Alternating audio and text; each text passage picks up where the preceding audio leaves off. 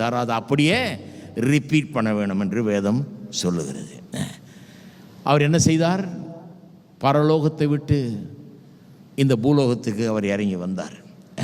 பிதாவுக்கு சமமானவராக இருந்தாலும், பிலிப்பியர் 2ஆம் அதிகாரம் சொல்லுகிறது 5ஆம் வசனத்திலிருந்து, தேவனுக்கு சமமாக எண்ணப்பட்டவராக இருந்தாலும் அதை தான் கொள்ளையாடின பொருளாக எண்ணாமல் தம்மைத்தான் தாழ்த்தி மாம்ச ரூபம் எடுத்து நம்மை போல நேச்சர் உள்ளவராக மனுஷ ரூபம் எடுத்து இந்த பூமிக்கு வருகிறார். வந்து கல்வாரி சிலுவையில் மரித்து நம்முடைய பாவங்களுக்கான கிரயத்தை செலுத்தி நம்முடைய குற்றத்தை போக்கி நம்ம ஆக்கினை தீர்ப்பிலிருந்து காப்பாற்றி தேவனத்தில் கொண்டு வந்து சேர்த்து, அது மட்டும் இல்லை, அவர் எப்படி நம்மை போல மாம்ச ரூபம் எடுத்தார், அதுபோல் நாம் அவரை போல மாறுவதற்காக இதை எல்லாவற்றையும் செய்தார். இதுதான் காஸ்பல். மேரேஜ்னா என்ன? காஸ்பல் ரீஎனாக்ட்மெண்ட். அந்த காஸ்பல் அப்படியே தினந்தோறும் குடும்பத்தில் நடத்தி காண்பிப்பது. மகிமையை விட்டு இறங்கி ஒரு ஊழியனாக இங்கே வருகிறார். ஊழியம் கொள்ளுவதற்கல்ல, ஊழியம் செய்கிறதற்கு வந்தேன் அப்படிங்கிறாரு. தன்னுடைய சொந்த விருப்பங்களை தூக்கி ஓரம் வச்சுட்டு, பிதாவே உமக்கு சித்தமானால் இந்த பாத்திரம் என்னை விட நீங்கும்படி செய்யுன்றாரு.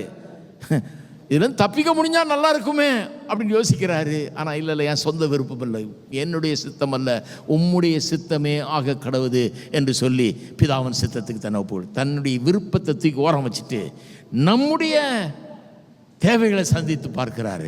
தன்னுடைய தேவைகளை பார்க்காம நம்முடைய தேவைகளை பார்க்கிறார். அப்படிப்பட்ட ஒரு தியாகம், அப்படிப்பட்ட ஒரு அன்பு தான் இன்றைக்கு நம்ம இங்கே கொண்டு நிறுத்தி இருக்கிறது, ரட்சிப்புக்குள்ளே கொண்டு வந்திருக்கிறது. இதுதான் சுவிசேஷம்.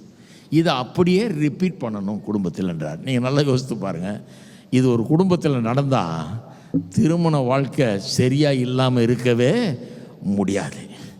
இப்படி ஒரு தன்னை பற்றி யோசிக்காமல், தன்னுடைய தேவையை பற்றி சிந்திக்காமல், தனக்காக வாழாமல், தன்னை பிரதானமாக எண்ணாமல், எனக்கு இது வேணும், ஏன் ஆசை இது, நான் இதை சாப்பிடணும், நான் இது நிறைவேறணும் அப்படி விரும்பாமல், என் குடும்பம், என் மனைவி, என் பிள்ளைகள், அவர்களுடைய ஆசையை நிறைவேற்ற வேணும், அவர்களுக்காக நான் செய்ய வேணும், அவர்களுக்காக நான் வாழ வேணும். அவன் அப்படி வாழ்கிறான், அவளும் அப்படி வாழுகிறாள்.